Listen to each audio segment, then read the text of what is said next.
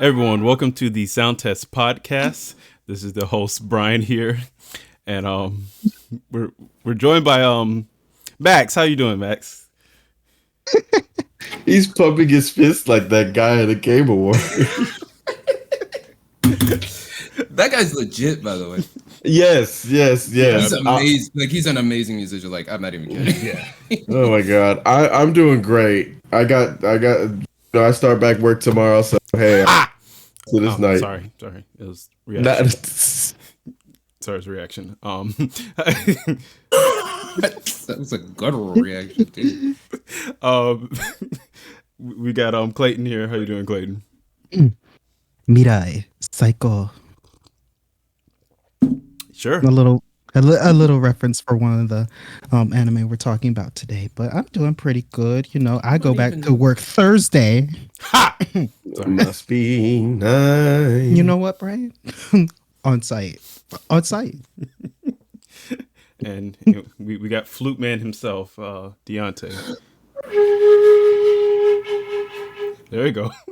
Oh, he holding on to that. You gotta get so into it that you start pumping your goddamn fist.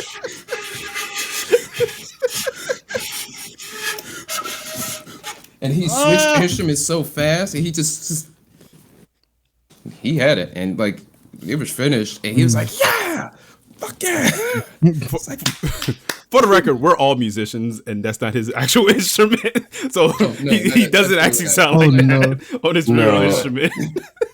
Oh no! Just to clarify, this is a very bad first impression. We have an up and coming video where I am playing, and it's just like that clarifies everything. Yeah, we have an up and coming Jacob Collier on our hands, and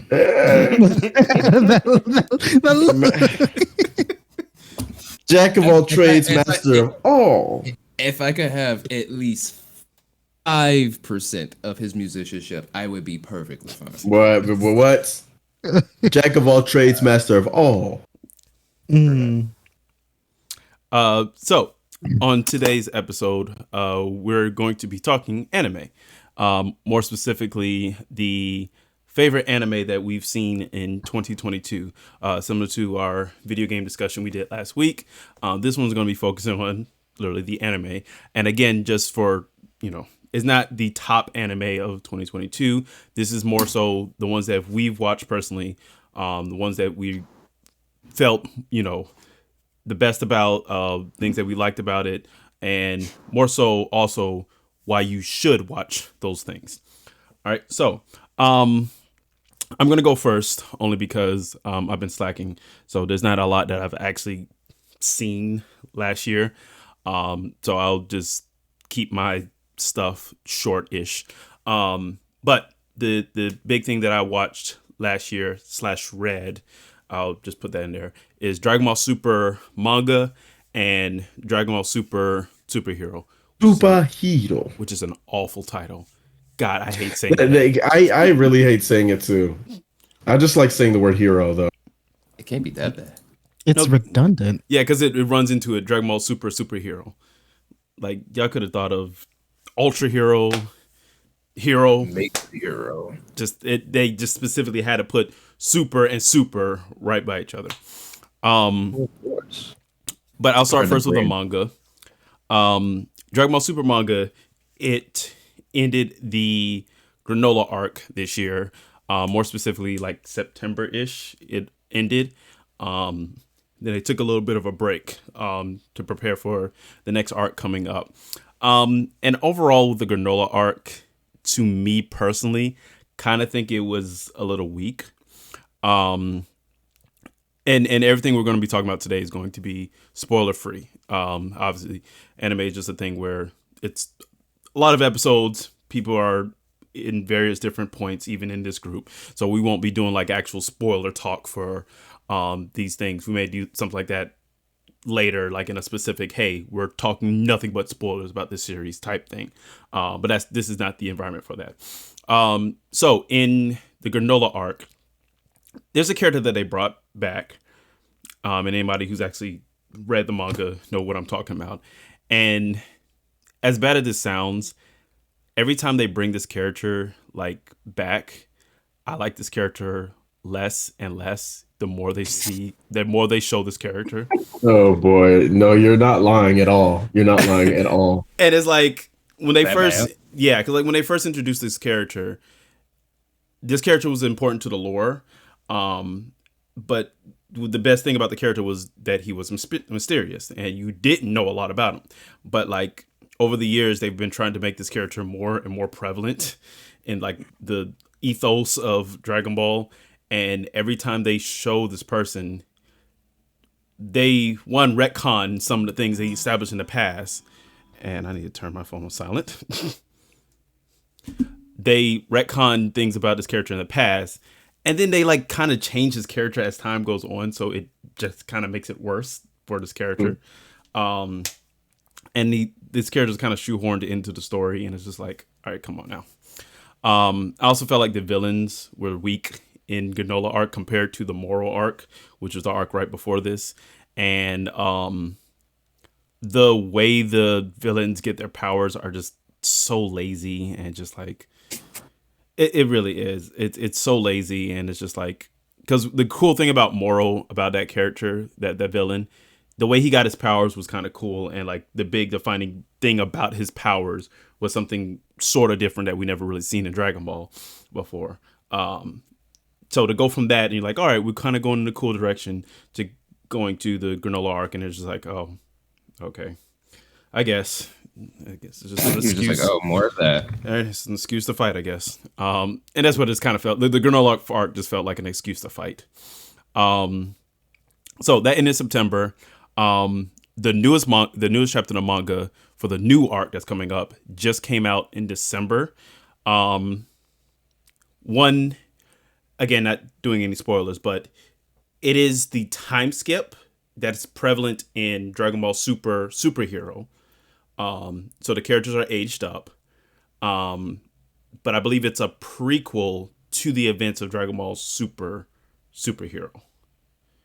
If that makes sense. Like an entry point ish type. Sort of, deal? because somebody that's not even very familiar with the series, they can just kind of. Well, this is not really a spoiler just because it's just been through trailers and stuff like that. But in Dragon Ball Superhero, with the age, like with the time skip that they did, basically Goten and Trunks finally hit their growth spurt and they're teenagers now. And so the first chapter of the new arc for Dragon Ball Super manga is that they're in high school now. So think about Gohan's age in the Buu saga. That's basically where Goten and Trunks. Oh, nice! Finally. So they're in high school now, which is cool. And the first chapter is very chill. It kind of has slice of life esque vibes to it, because it literally feels like when Gohan went to high school.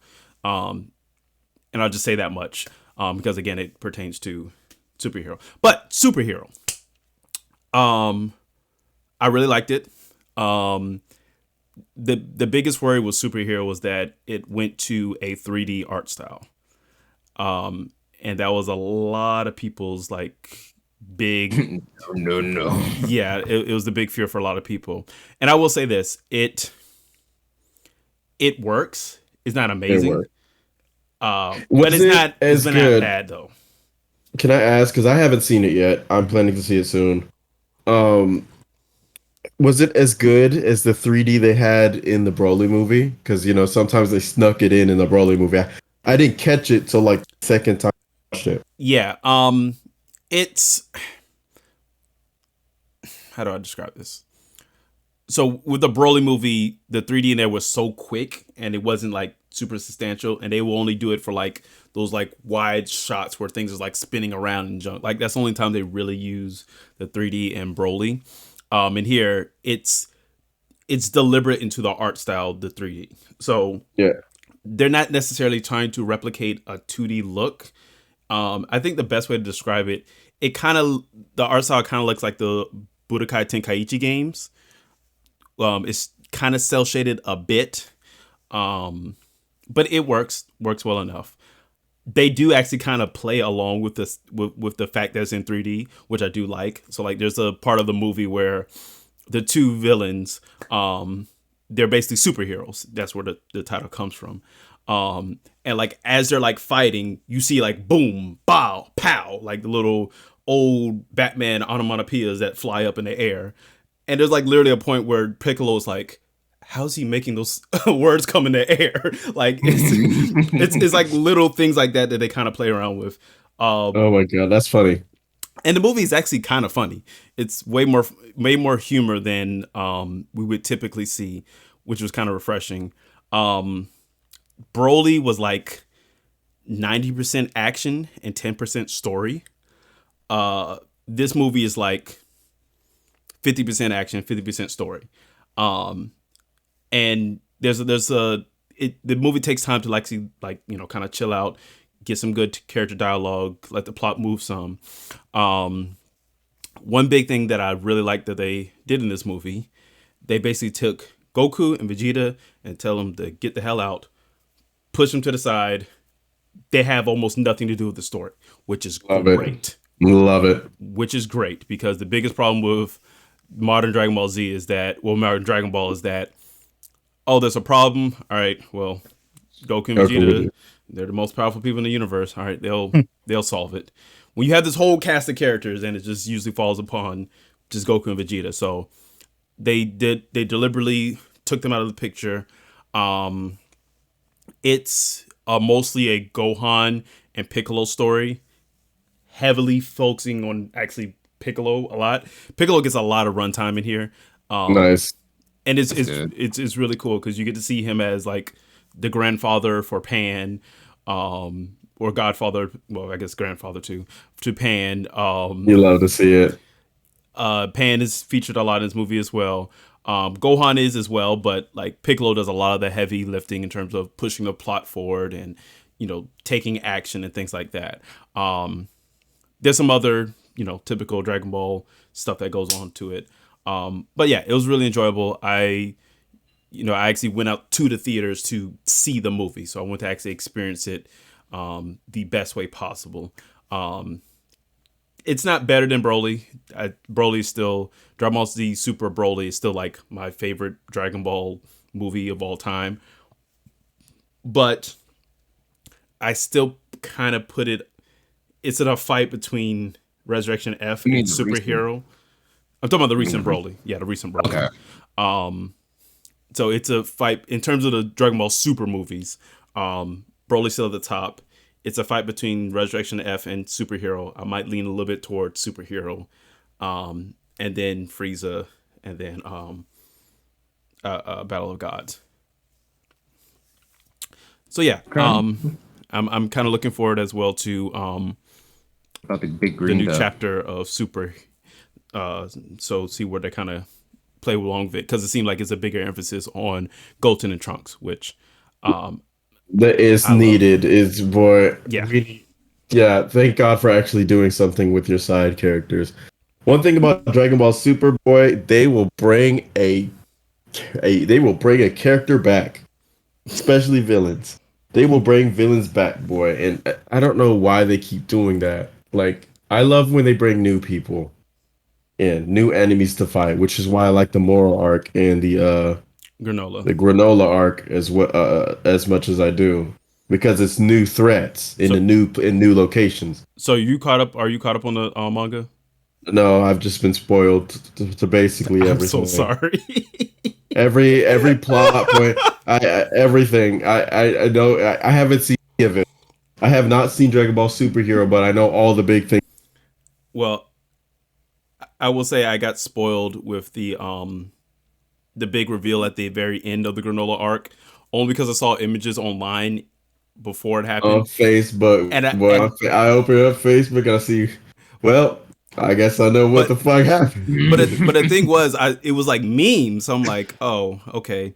And then I actually read the chapter. And I was like, oh, that's real. Oh, that's real. What the fuck? Oh, okay. Bruh, yes. I guess this is where we're going now.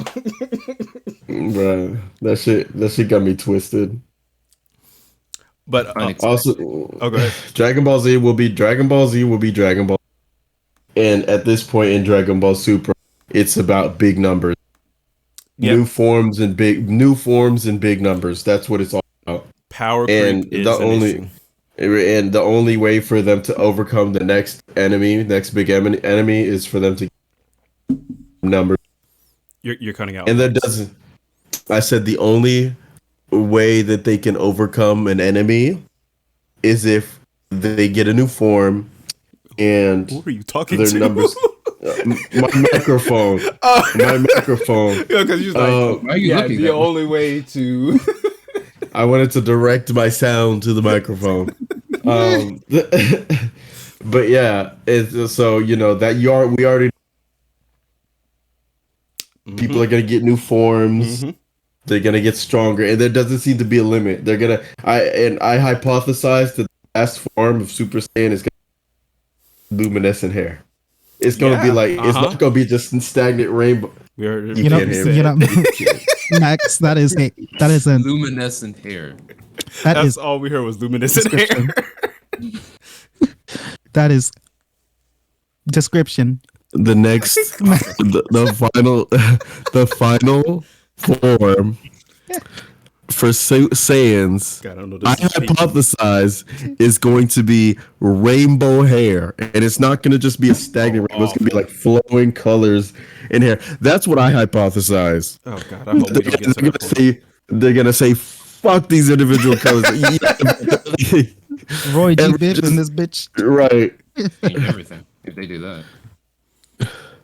I'm about to flip the Dragon Ball Z world on his head. People are like, I told you he's gonna be a fucking rainbow hair. Rainbow hair. They got that leg Mattia hair, boy.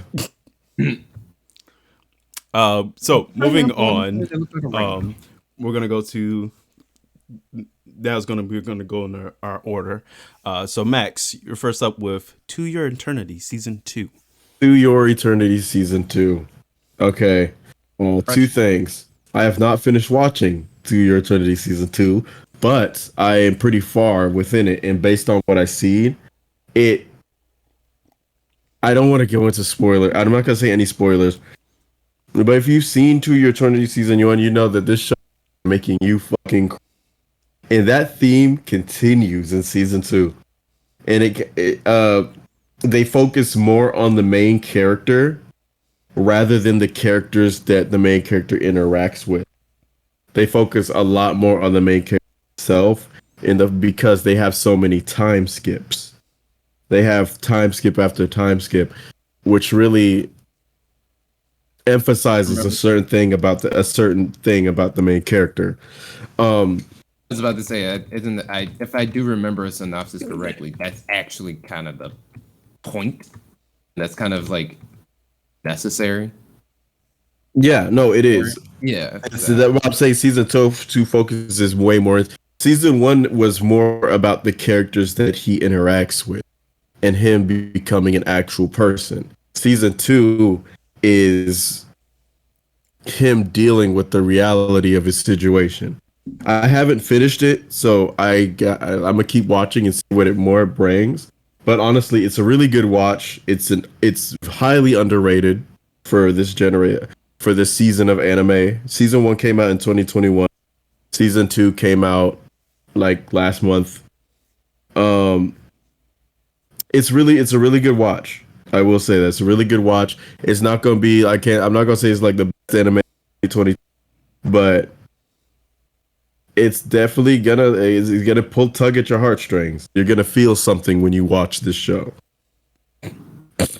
Is there anything? It's kind of like one of those ones where it's just constantly sad and depressing. No, it's not constantly sad and depressing. It by all means, it has a lot of humor in it. It has a lot of upbeat moments in it, but bro, when it gets sad, it gets sad.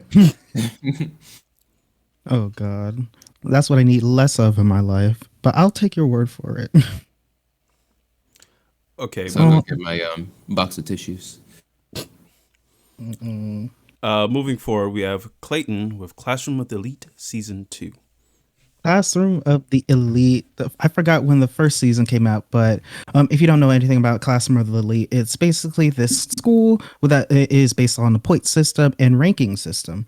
So however your class ranks collectively that's how many points that you get. And the goal is to be in A class, which they get the most amount of privileges, they get more points and stuff like that. So it's basically I'm like about to say like Kill like Kill. uh, well, kind of like kill, Yeah, kill, but more on the psychological side rather than action. And it's very story. Yeah, like it's very story driven. It actually like really tests your intelligence sometimes because some of these activities and tests they are rather physical in the sense that other people are involved within the point earning system as far as you have your classroom tests like your midterms and your finals and stuff like that, but then you also have other tests where you can garner points so you can try to surpass other classes. And then there are all these other tactics like you can use, loopholes within school rules and stuff like that. So season two focuses well, season 1 and 2 focuses on Ayano Koji, which is our protagonist in this sense. Without giving away spoilers, first season was amazing, but the second season we really get to see more of his personality and more of a backstory for this season. We get more side characters included in the main story because Lord knows the first season, side character who it was basically like this whole ordeal. Like is exactly, but I believe if you are a fan of, which is one of my favorite, not even one of my favorite anime, Code Geass, I'm rocking it right now. You're going to enjoy this. If you just love a good story, psychological manipulation, not necessarily horror, and it makes you think. It really does make you think, and there are a whole lot of devil's advocate situations, which is something I personally love. Testing morality in comparison to religion and non-religious feats and stuff like that. So if you want to give it a shot, go for it. I can't wait for season 3, which is rumored to be premiering in 2023. That's my elevator speech for this one. Gotcha. It's good psychological analysis. It's gonna tinker with my brain. To make me think. It's titillating. It's big brain time. No smooth brain activity. Smooth brain activity. Only wrinkles here. I'm talking like walnut wrinkle. That's what's. I'm talking about ball sack wrinkle, baby. There you go. In the cold. In the cold, yes. Try to stay warm. Anyway, DeYante, Mob Psycho season 3. What you got for us? No, it's.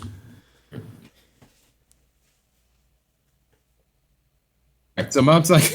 I was about to say words. Mob Psycho 100 is about a young boy who is in high school named Mr. Mob. Shigeo Kageyama. His name But they is call Mr. him Mob for short. Oh, I was just joking. I was like Mr. Mob. His name is Mob. They do call him Mob. They do call him Mob. That's his nickname, Mob. Oh wow. And the first 2 seasons is basically just him, like, since he is a psychic with telepathic powers, like he can move stuff and he has psychic energy. He's basically learning to kind of, as he's gotten older, because he grew up using those powers as a kid, he's just basically learning how to cope with those powers, how to use them around other people, his friends, his family, and things like that, of that nature. But there's a little bit of like, there's a lot of heart in it for it to be a coming of age story for a teenage boy who doesn't really have that much of a personality for himself, but his powers is what really, brings him to the forefront, because otherwise he's trying to improve himself as a person, and he goes through many different trials and tribulations to power through a lot of those things. And some of those situations that you see him and you feel for him, like really, really, really badly, because some of those situations I've personally been in as a kid growing up in school. Oh yeah. Where he, you would see that like, damn, I I mean, I would feel the same way, Mob. You literally doing stuff that I used to do, or something that I would say to his peers or to some of his family members pertaining to particular situations, because this show can get easily spoiler heavy if you mention certain events, and the show is quite a spectacle, Oh yeah. and I truly, truly, truly mean that. The animation for the show is one thing that definitely sold me, like episode 1 and 2 of season 1. And so it basically just kept going with the same studio. I forget what studio. It's same whatever studio does One Punch Man. Ava Productions, I think. Actually, no, that's JoJo's. It's not. So whoever, It's not. I think it's a different studio completely. It's the same creator, but it's a different Yes, studio. I forgot what studio. me too. Is it Bones? Might be Bones. Anyway, Oh, yeah, Bones. The show is finished as of season 3. Season 3 is the last season. So, and it's not terribly long. Every season is 12 episodes long. Yeah. And truthfully, you can get through it in like 2 days. And it's really that good where it warrants you to binge watch it. I mean, there's a few duds here and there episodes where it's just like, ha, ha, ha, we're going camping or something. Like, okay, whatever. But that's like more character building for him and the side characters that he's with. But when it gets to the nitty gritty, it gets fucking good. Yeah. And honestly, like I've never seen any choreographed, not hand to hand it's hand to hand, some of it, but since it's dealing with psychics and telepathic powers, there's a lot of like beams and stuff. But I've never seen something like that look as good as it does in Mob Psycho. I truly mean that. Like as good as Chainsaw Man and Jujutsu Kaisen looks nowadays, and and Demon Slayer are like setting examples for shonen fights.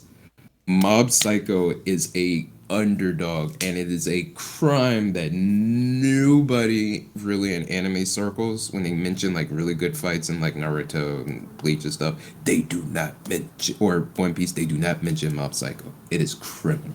It truly is. So awesome series, complete, finished. I enjoyed it, loved it from start to finish. 10 out of 10. Would watch again. would watch again. There's apparently a live action movie. I'm Yeah. not touching with a 10-foot pole. No. Just to save myself. That's like ruining the experience. Like, Yeah. bruh, I just finished season 3 a couple days ago. First of all, it's wrapped in a neat little bow. It doesn't. Oh yeah. They don't need no more. First of all, season 3, each season focuses on different things. Like season 1, Mob was still like not really. His personality wasn't really out there, and it was a lot more. There's a lot of action in season 1 as well. A lot of goofiness, a lot of action. Season 2, honestly, season 2 is my favorite season. I think personally that season 2 is the best season. Season 2 focuses a lot on Mob's development as a person, Mob's relationship with Reagan, and the action. Boy, that last arc against Homeboy, the leader of the organization, that shit was fire. That shit was amazing. That shit was fucking god tier. Season 3, there's no like big threat. There isn't, oh, big bad guy, go beat big bad guy. There isn't that. Yeah, season 3 is a lot more sentimental. Like honestly, it's a lot more sentimental. Mob has most of the development already happened in season 2. So season 3 is really expanding on that, showing you that Mob has in fact grown as a person, showing you that his relationship with Reagan and with his friends has grown, and basically showing where they are at this moment in time. It's enjoyable watch. Honestly, like in terms of action, the action was still great, but in terms of action, it was the weakest season, in my opinion. It was the weak. It was the weakest, but it was still very enjoyable. Right. It was still very enjoyable from start to finish. Still very enjoyable. Um, Great. They don't need to make no fucking more. It's done. They don't need to make no more of this shit. Yeah. Easily a top 10 show for me. Yeah, it's really fucking good. Without a doubt. I'm gonna have to finish it. I watched the first season, thought it was amazing. I just didn't pick it up. Like, I know this is an anime episode, but almost like Bryan, even though I watched a bit more, this was not that big of an anime year for me. And you guys know that I've been slacking with my anime watching, and like, there was a point in time where anime was my entire personality, and like, shit. Even in middle school, I was like, let's Naruto run. Let's go. Oh my god. This No. You know, that's probably why I was bullied. But Oh no. I don't think that had anything to do.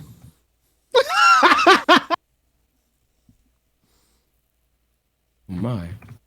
but I definitely will finish Mob Psycho this year, especially since I got a top 100 anime poster, scratch off poster. So every time I have watched the anime, I scratch it off, and I've looked through it multiple times. And Bryan got on my ass about a couple anime, and I realized, I didn't see Cowboy Bebop scratched off, and I was like, hold up, champ. I watched it a long time ago. Okay.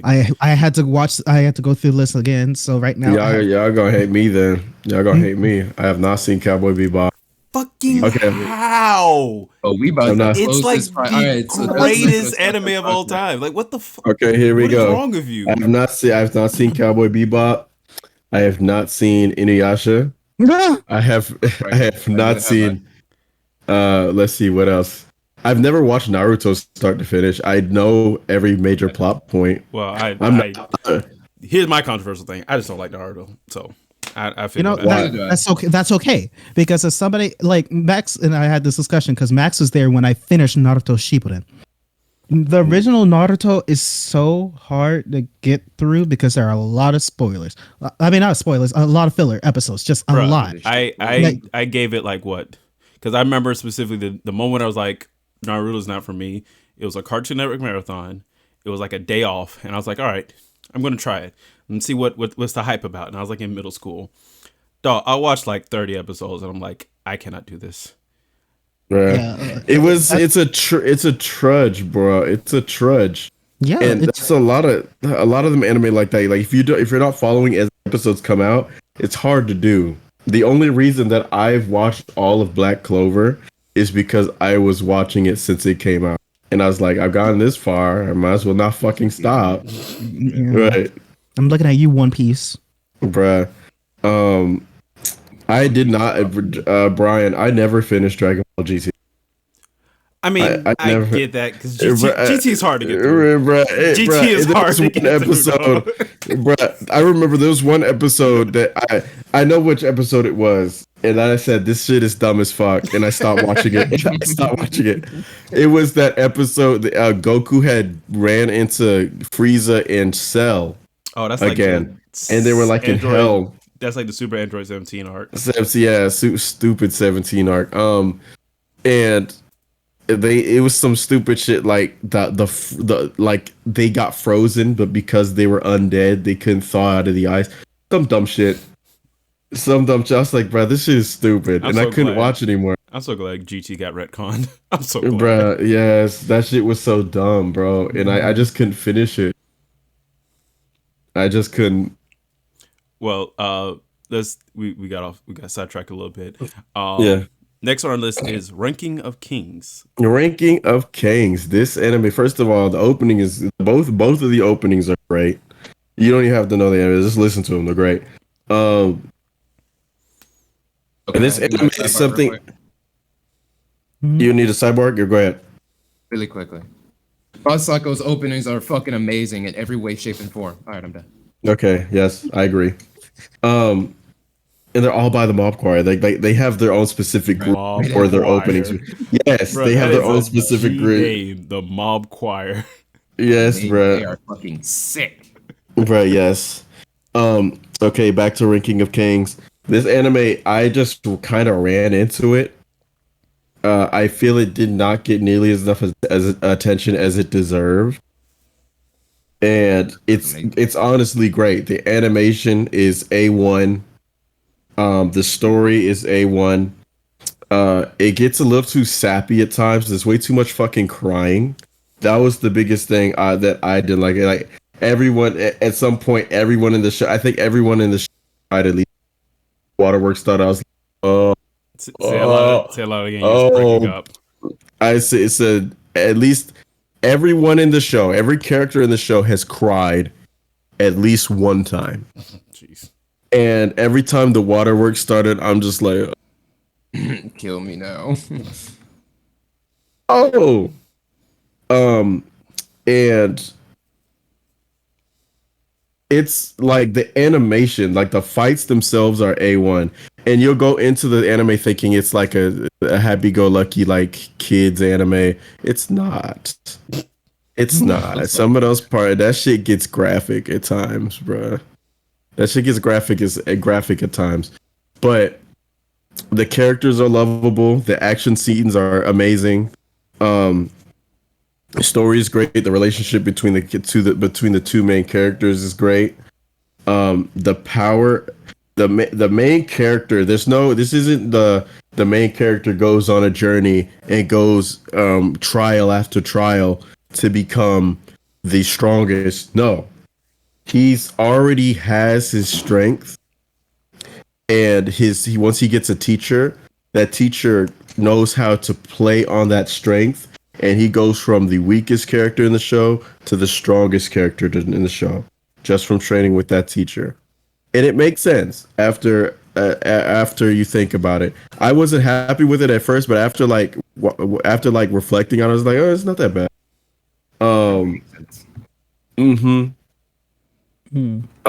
I hope if they make a season 2, they need to flesh out on some of the side characters.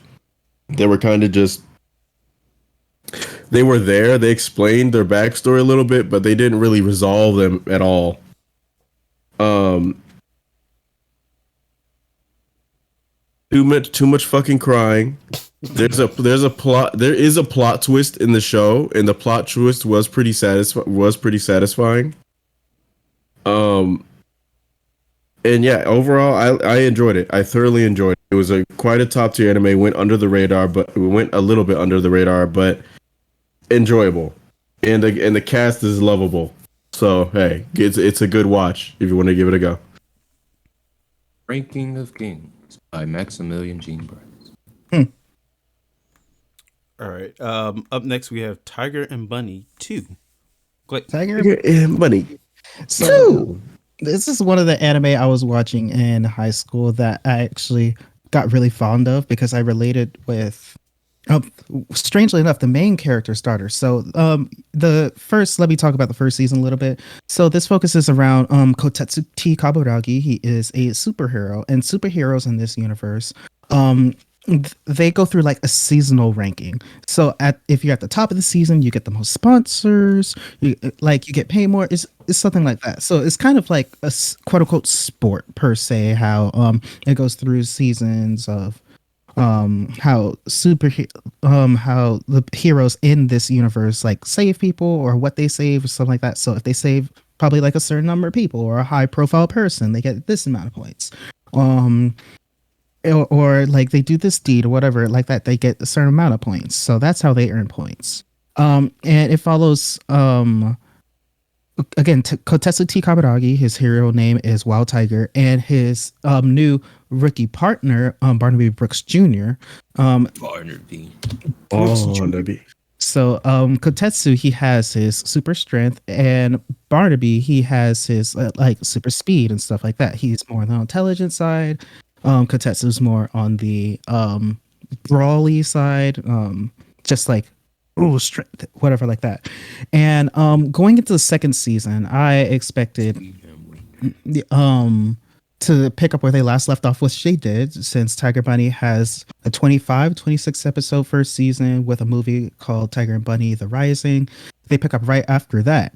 And without to give any spoilers, either the end of first season or the end of the movie, a lot has happened to Kotetsu and his relationship with his daughter Kaede. But as we move into the second season, I'm continuously impressed by animation and character design. Like, that's one thing that's personal for me. I love art. I love drawing art. The character design for the new superheroes that are entering into the next season, very well designed, because they also incorporate not only 2D animation but CGI. And it's very hard to pull off CGI and make it look good in certain anime because that is a fact, boy. When Attack on Titan started doing that shit looked bad. And like, not to talk too much about 2023 anime, but that Trigun, that new Trigun anime that's supposed to come out and it's supposed to be fully CGI. I'm on the fence about I'm on the fence about that. Yeah. Yeah, because like, sidetrack. But there's CGI, like Ajin. I'm not sure if any of you guys watch Ajin on Netflix. It's done well, really well. And just to mix those two medians for this second season, love it, completely love it. Now the story, it's not as impactful or as emotional as the first season. I have to say that, because in the first season, I actually like wept at some of the struggles that they were going through, and I didn't expect that from a shonen anime. I really don't. Like, as somebody who watched all of Naruto Shippuden, and like over 100 episodes of Boruto, like that was my main introduction to shonen anime. I didn't expect to connect emotionally as I did, specifically with Kotetsu and what he has gone through. I expected some more character development and more specificity in terms of relationships with between hero to hero and certain hero combinations that we really didn't get to see in the first season or in the movie, unless it was at those pivotal moments where obviously hero coordination was needed. But it was pretty good. Will I rewatch it? Maybe give it like a few months, because I love the first season so much. I watched it like 3 times over the span of a month when I first watched it. Hell, I have a wall scroll of Tiger and Bunny on my wall. Nerd. Damn right, I'm a nerd. Weeb. Yes, a huge ass weeb. But I recommend it only if you've watched the first season and the movie, and like straight for the movie, just go straight to the second season. Because there's a lot of backstory that you need to know in order to continue throughout that season. You'll be completely lost. But other than that, that's my spiel. Love it. Good job. I think it was Toei Animation that produced this. I forgot, but I go for it. Toei's Toei used to be Dragon Ball, right? No, Toei is still Dragon Ball. Dragon Ball's still on Toei. Okay. Oh, shoot, my chair. So moving on, Demon Slayer season 3. Oof. Oh. Okay. So with Demon Slayer, this new season, the animation and the action is just bar none, bruh. It's just so freaking good. And it showcases how much stronger each of the 3 main characters got after basically after the first season and after the train arc. Like, you can see the progress that they've made. They're with the new Hashira, and they're basically fighting this whole time. It's not like season 1 where they're fighting multiple demons. It's just one demon. It's only one demon the entire season, but there's a twist with it. Not gonna reveal the twist, but like when it comes to tension, this one got me. The fights actually got me with tension. I didn't know if the main characters were gonna persevere, and when you if you watch it and you see the last couple battles, you'll know exactly like this battle is tooth and fucking nail. And there are some ass pulls. Yes, there's like a couple of ass pulls, I will say. I don't know what that means. What do you mean by Like that? Did I just pull some out of their ass? Okay, that's kind of bullshit. Oh, okay. Yeah, yeah. I'm like, I was like, does he mean like a rug pull or like? Technically, yeah. But the character development. The Hashira isn't just there. They develop on his character. There's a little bit of character development with everybody. And bruh, that shit it's fucking gorgeous. It continues on the trend of Demon Slayer and being fucking gorgeous. The season, it isn't all just action though. There's some humor in it. It's funny at times. And like I can't wait to see what the next season's gonna bring, because after that fight, boy, the bar is set up. Boy, the bar is set up high as hell. And I can't wait to see more of what Demon Slayer. Wait to see more of what Demon Slayer brings. Like this is definitely like a show that I will watch again. Like both the dub and the sub are really good. So you pick your poison, whichever one you watch, because both of them are good. I'm only on season. Well, I just got to season 3. I have like 23 episodes to go through. Only watched the first episode of season 3. Bro, you gotta watch this shit, bro. Like that shit had my ass like with that last fight had clenched, my teeth chattering. Boy, I didn't know what the fuck was about to happen. Because you I said my ass cheeks were clenched. Oh, okay. And my teeth were chattering, boy, because I did not know what was gonna happen in that last. I honestly did not. I did not know what the fuck was gonna happen. And then the second to last episode, they leave you on a cliffhanger, like a big ass cliffhanger. And I thought that was for a second. I was like, "Is that it?" And they got my ass because boy, watch the season. Well, I can't say any more without spoiling shit. Watch the shit. 10 out of 10. Well, that's a glowing review from Max. Yes. What about Overlord Season 4? Okay, Overlord Season 4, it's more Overlord. If you I don't know what if you've watched Overlord, you know how that is. The main character is beyond overpowered. It's another show that gets overpowered. It makes the characters being overpowered feel satisfying though. It isn't just like, oh, we already know he's gonna win. No, because they put a lot of side characters into it. And two, they just don't oh, I'm stronger than you, so I'm just gonna strong arm my way through everything. No. They actually strategize and come to different conclusions on how they're gonna deal with it. And they develop all of the side characters. Like the main character, he's being like a sort of a mentor to all of his subordinates and teaching them different lessons through like conquering different lands. And season 4 is more of that. But at the end of season 4, they finally made that decision to basically fuck everything. We're about to just take shit over. And season 4 seemed like a segue into season 5, and it seems like season 5 is gonna be that shit. Season 5 is where shit is gonna go down. It wasn't the most. I can't say it was the most eventful season. Season 3 is still by far my favorite. Season 3, oh my god, season 3 was great. Season 4, it continued on the trend of Overlord. It wasn't higher or lower quality than any of the other seasons. It's more Overlord. But it's enjoyable to watch. I very much enjoy it. It's one of my favorite isekais. And it continues to be of quality. So I can't wait till season 5, but they got to start to get shit rolling.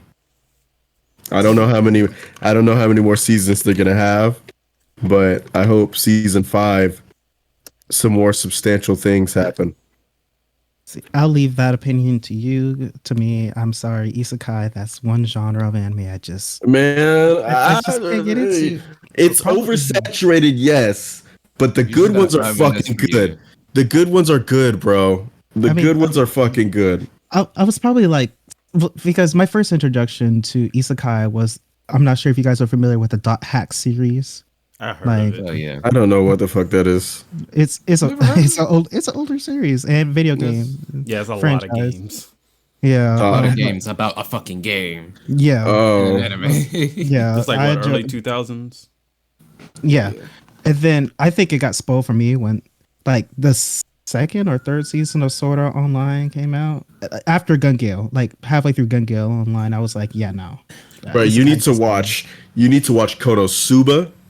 I gotta say, You need Konosuba to. is the first That thing. shit's, bro. That shit is funny as fuck. You need to watch ReZero. ReZero has the best story out of all of them, in my opinion. You need to watch. What's that other one? That time I got reincarnated. Jobless Reincarnation. Jobless Reincarnation is just top fucking tier. I love the ones that actually play on the fact that the main character is from a different fucking world, because some isekai tend to forget that. It's just, oh, I'm a regular nobody.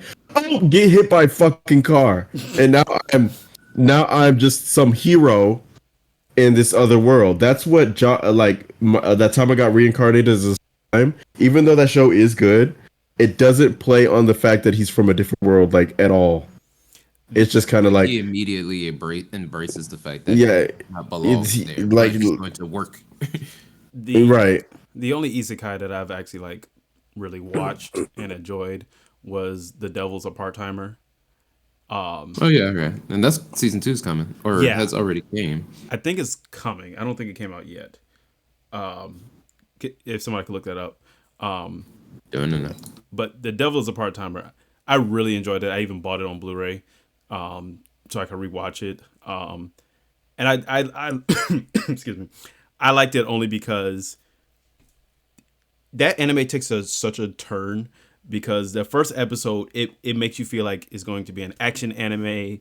It's very like dark in like tone and like the character designs, and then essentially the literal devil and like this like hero who's fighting the devil, they get transported into like modern day Japan, and like the devil, he's just like, all right, I guess I guess I could just get a part-time job at McDonald's, and like he's like in his actual world, he is a menace. like literally, like People fear him. people fear him. He has like mountains of skeletons of people he's murdered like around him, and then when he just gets put in the modern world, he's like, hey, I gotta work about taxes, and we gotta work on these orders. And Is he still strong? I haven't watched it, but it's on my list. Is he like strong in the real world too?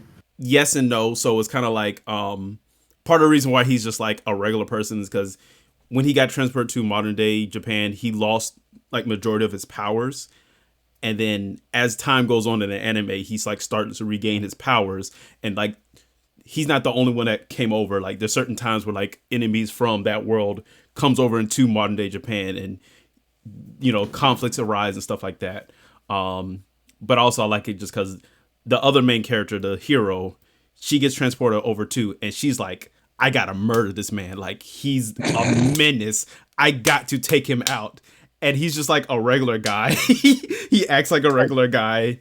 And then like slowly as the anime goes on, instead of being enemies, they kind of become like frenemies. And I just kind of like that progression. And I like that show was like years ago. So I'm like, it was a complete surprise to me that they're actually making a second season to that. Well, Yeah, the second season news. ended in September 29th, so the second season is completed. It already finished? Yeah. It came Oh, out in that July. is. Oh, wow. I got to watch that. Because I remember it's an announcement. I just didn't know it came out. The Devil's a Part-Timer came out in 2013. Right. Bruh, It's so weird wow. to have that so many years later. Holy shit! Bro, I was it's still a in high decade school. old. God damn, bro, it is a decade. Clayton, I feel you would very much enjoy Jobless Reincarnation. You should give that one a go, because that one is, bro, that one's of quality. I'm gonna write that down. Jobless reincarnation. Moving on, we have Komi Can't Communicate. Oh, it's about a girl who has crippling social anxiety, I love those. and but she's also gorgeous. So she has pretty privilege. So it's about a high school girl with pretty privilege, pretty privilege and crippling social anxiety, navigating high school. I thought it was gonna be like Watamote, because I love like socially inept characters and them having just to do daily tasks. Bro, that shit was hilarious. But that Watamote was to hit close to home, but we're not on that. Oh wow! That shit was. We're gonna talk about it afterwards. That's that part. What's that part? But what's it called? Komi Can't Communicate. Season 2 wrapped up this year, and it's a very pleasant anime.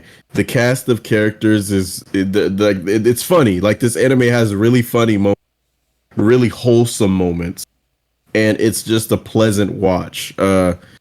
Again, the main character has crippling social anxiety, but she's really pretty, so everyone just thinks that she's just like, oh, she's too good for us, that's why she won't talk to us. Whole time she just can't. She wants to talk to people, but she fucking can't because she has social anxiety. And then the main character, he's like this regular guy. Like, nothing's fucking special about him. He's right at the bar with everything. We're average as fuck. That's his personality. Like, you look in a dictionary, he's very average. Like, Probably all, gets all of his stats are balanced. right. Probably makes all B's at school. He's just average. And there's nothing. But he's the main character, Komi. He's seen past her facade. He was the first one to see past her facade and see that she was just bad at talking to people. So he was her first friend, and he learned how to, like, interpret what she's trying to say because she can't fucking talk, because she always has crippling, anxiety. And their interactions are very wholesome, and it's just enjoyable. It's a lot of the other characters are hilarious. Most of them are. Some of them are obsessed with the main character, Komi, because, again, she's beautiful and has pretty privilege. But yeah, enjoyable. If you like, what does it fall under? Slice of life. Slice of life, yeah. Yeah. Slice of life. Rom-com, If it falls under, rom-com, slice of life. If you like that type of thing, this is a really good watch, because it's enjoy. I enjoyed every episode that I watched. I only watched the first episode. It was funny as hell. But her facial expressions and stuff, when she like gets put on the spot, it's like She goes from the sharp, dazzling this sharp, like, intimidating person, because, again, she has a very sharp gaze. She's fucking gorgeous. Gorgeous. But in reality, like, when it shows how she's actually thinking, it's like a puppy dog with these huge ass eyes, like, trying to navigate how the fuck to do things. The only reason she gets treated well is because she's pretty. If she was average looking, it would be like Watamote. I love Watamote, dog. Bro, that shit was hilarious. All I'm gonna say is episode 5. Episode 5 of Watamote. I forgot what happened on that episode. Is that the one with the recording and the mom walks in? Yeah. That is my favorite episode. That is my favorite scene. okay, I feel like I need to watch it too. And the mom is just like, I'm just gonna slowly close the door. I'm not gonna say a word. The game's just going. Something else is going. I'm not gonna say what it is. And my favorite episode was when she was with her little cousin, and her little cousin saw past her facade and started looking up to her, looking at her like, oh my god, like, I love to be like you, from looking at her like, damn, looking at her like she's a puppy. Like, looking at her like she's a puppy, like, Like, oh, you're cute. Hmm. That shit was You're hilarious. so terrible at human interaction. Everything. Bro, that shit was hilarious. Moving on, and I'm probably going to pronounce this wrong, so I apologize. Kagu, oh my god, Kaguya-sama, Kaguya-sama. Kaguya-sama, love Kaguya-sama, is war, love is war, love is Season 3. war. Step up, Hey, hey, Mister. Hey, Mister. 1, 2, 3. Fucking okay. So you guys can tell that is a favorite of the three of us. all 3 seasons, bop. The openings, Yes. bop. Yes. Like With the Chica song in the first season. Oh, Because, yeah. Jesus. I learned that and did that with some of my former students. They were like, Mr. Ford, if we all get A's on this test, can we do it? I was like, sure.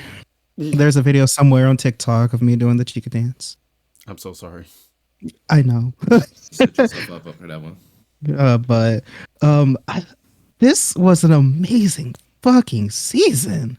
Jeez, like from the opening to the cute animation to the jokes, the fact that the jokes landed, that sometimes there's missed in translations, or just something culturally that's different from Japan and Western audiences. The fact that we get the jokes and I'm constantly laughing every episode. Good job. It's honestly, Bruh, it's a rom-com, emphasis on the com, bro. That shit is funny as fuck. Like, honestly. Like, there's things that from the show that you learn about the characters where it carries over in the seasons, and they'll bring that joke back up, Bruh, and and that's it works, and it still works. Yes. If you know about that character's problem.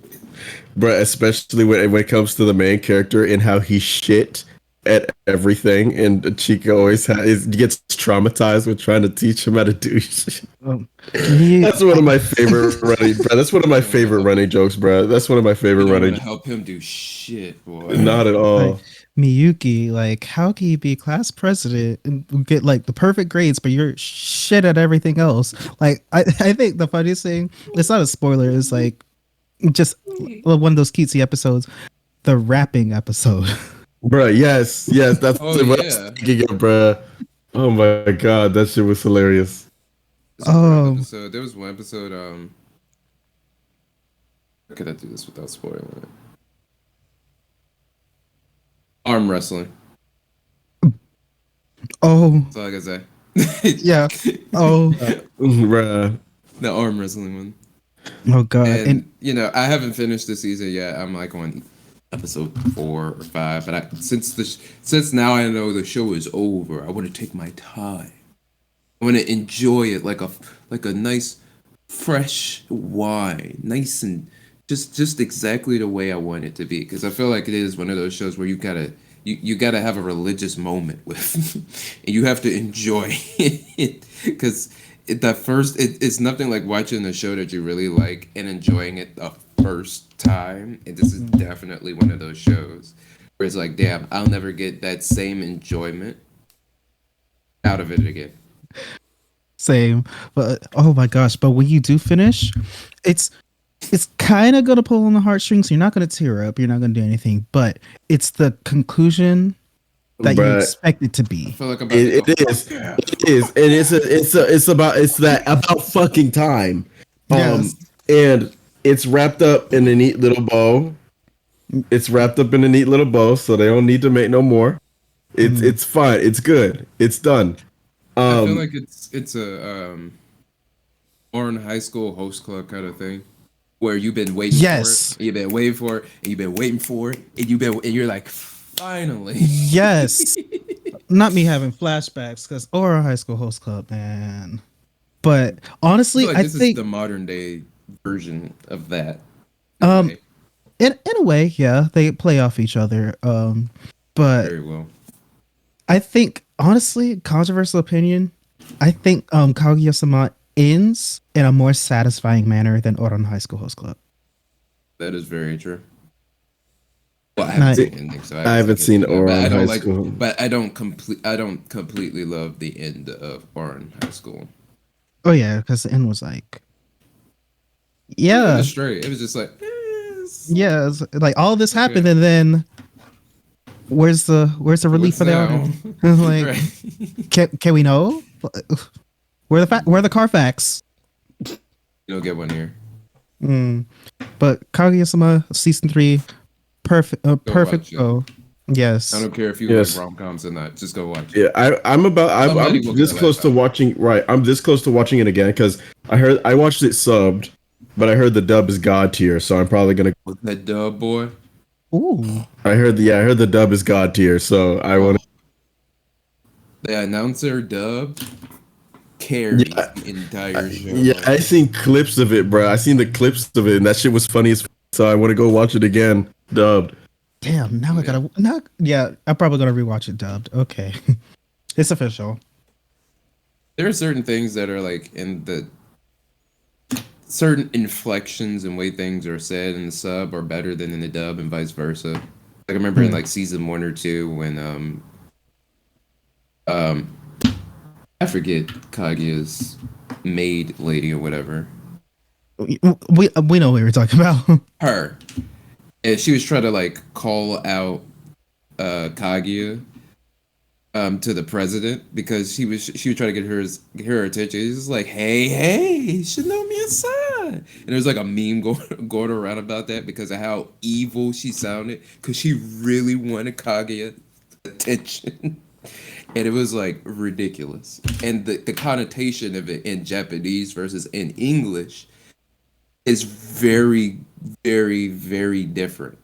Like one seems more evil and more intent on like getting her in trouble than the other one, just because of the language change. So I think you could get two different interpretations for the same kind of situation beautifully, and that still carries over into the third season. Like it's great. It's a lot of shows that's finish it. Oh. All right. Good show. Yeah, you should watch it. 10 out of 10. Yeah. Yes. Moving on, we have My Hero Academia season 6. Oh boy, boy, there's a lot of shit happening in this season, boy. So me and DeYante are very Yeah, I far agree with behind. I'm not very far enough. Well, I'm very far behind. I think I'm in like season 4-ish. Whenever they finish that, like the festival thing, that's where I'm at. Damn. That's the whole thing. Yeah, after the big after that big battle, and they had to go to the dorms, and Yeah. the start of that's where I'm at. Okay. Right when they finish the little festival and stuff. Okay. I have 4 words for this season. Shit hits the fan. Yes, bro. This season is straight action. About time. Straight, bro. There's no filler character bonding arcs, no concerts, no school festivals. It's nuts to butts fucking action, bro. Good. And Nuts to yes, butts. yes, bruh, yes, bruh. It's action, and boy, I don't know how to say anything without spoiling it. Just leave it. It's not done yet. It's not done yet. But tension is a thing. I was talking about tension with Demon Slayer season 3. This shit right here, I'd be thinking everybody's about to die, and I'm like, bruh, these people are being thrust into just this stuff, in like the big names, the big heroes are struggling with this shit. Like it's all hands on deck action, and I legitimately don't know how this is gonna conclude. I don't know how this shit is gonna conclude. I'm watching the dub, and the dub is 2 episodes behind the sub. Oh, oh. Yeah, I have a controversial opinion. I'm waiting. I'm not a fan of the dub, like at all. what? I think it's great. It's fucking great. It's literally an all-star cast. So I don't know how you find that not enjoyable. I first started with the sub because I think I was watching it on Crunchyroll first before Crunchyroll and Literally, Funimation. Piccolo is All Might. and Had a love that's child. part of my problem. Like that's part of my problem because like I watched the sub, and I was like, all right, maybe like rewatch it or go back and see certain scenes in the dubbed, and then when I went back, I was just like, and that's one of the issues is like, All Might. I hear him and I just think Piccolo, and that's all I think, and it's distracting because it's like. When I hear that voice, I'm thinking, all right, this is how he should sound. This is how he should act. But I'm hearing him act like All Might, and I'm just like, it just doesn't work for me. You know what? When he's skinny All Might, when he's talking in his skinny All Might voice, he doesn't sound like either of them. He sounds like All Might. He sounds like his own character, and I didn't get that. But also, I didn't get Vegeta from him. I didn't get Piccolo from him. But also, for like me, it certain ain't characters. even neither of those. Go ahead. Full Metal Alchemist, Chief Armstrong. Yeah. Definitely Chief Armstrong. That's Chief Armstrong all day, and I'm all for it because Chief Armstrong was that in Full Metal Alchemist. I mean, he was bad, boy. It's other characters too. Like, God, I'm terrible at remembering names. The villain with the hand on his face, and he talks all slow. Shiki something. Shigaraki. Yeah, I love his interpretation in Japanese. Like, he sounds so creepy and unhinged, and like when I heard the English dub of it, I was just like, it's not the same feeling. Like, he just sounds like a generic villain. He doesn't sound like he's like 2 seconds from just losing it, and that's the interpretation I got in the Japanese sub. And also, what's her name? Blood Girl, who's obsessed with Deku. Yeah, I know. Was that Miriko? I think it's Miriko. I hate her. Again, she's like, I love her Japanese voice actor. It's like, it's that perfect amount of crazy, that perfect amount of obsessiveness to it. And again, it's just like the dub to me, it just sounds like, all right, you're just a generic sounding character to me.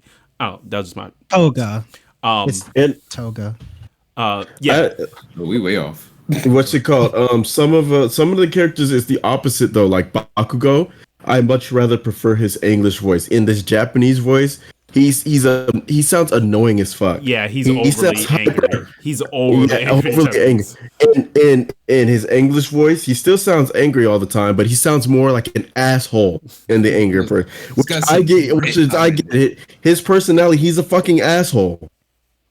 But he sounds intimidating. He sounds more intimidating in the dub, in my opinion, because he can be. And when he's about that fucking action, but he's not playing with your ass at all. And he goes from this angry sounding spaz to this intimidating person that wants to be the number one hero. Like, in the English voice actor does that so well. Deku too. I love Deku. They found the perfect voice for Deku's voice, in my opinion. Yeah, I do think the English Deku is really, really good though. He's really fucking good. And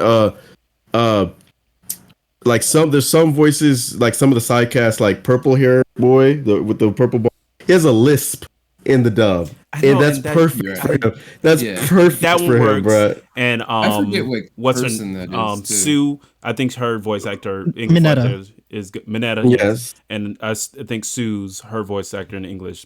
Both of them are really nasally. They're kind of both the same. They're Japanese and English. I like Uraraka's voice actress for the English dub. She's pretty good. I mean, it fits her character. Now I will say this. Again, as somebody who hasn't been caught up, what you're saying, Max, about this makes me excited. Because I think one of the problems for me, for My Hero, the times where leading up to where the point I'm in, I think I'm like halfway through season 4 or something like that. The points where like shit does hit the fan is great. It's just everything else around that is I'm sorry. I'll be right back. I ordered a sandwich, and I think they're about to do the thing where they go to the wrong house. So I'm about to go get it. Okay, go handle that, champ. Yeah, go get ahead. your sandwich. But okay, so DeYante, where before I spoil anything, so who's in season 4? That's you, Bryan? Yes. Have they started? Well, no, I can't even say that. Okay, well, it's not a spoiler per se because he hasn't gotten to a particular fight with a particular other villain. Okay, and well, Deku getting helped. Okay, but you I know already that for a fact. Okay, are you at hero internships?